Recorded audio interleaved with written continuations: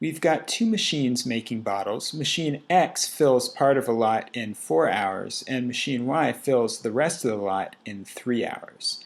And we're asked how long it's going to take X to fill the entire production lot. So statement 1 tells us that X works at 30 bottles a minute, which would be 1,800 bottles an hour. Just multiply by 60 to get that. So that's going to give us 7,200 bottles total.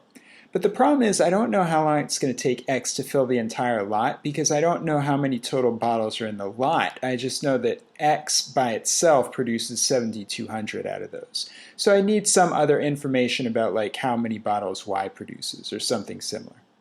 So statement 1 is not sufficient. And now we're going to look at statement 2 by itself. So for this statement, let's just assume that there are 18 bottles total in the lot.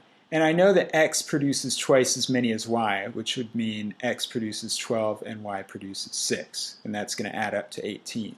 So X works at a rate of 3 bottles an hour, and Y works at a rate of 2 bottles an hour. Which means if X works at 3 bottles per hour and has to make 18 bottles, that's going to take 6 hours to do the whole thing.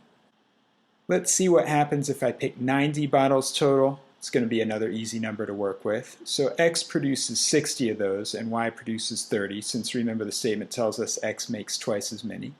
So that's 15 bottles an hour for machine X, and that is 10 bottles an hour for machine Y.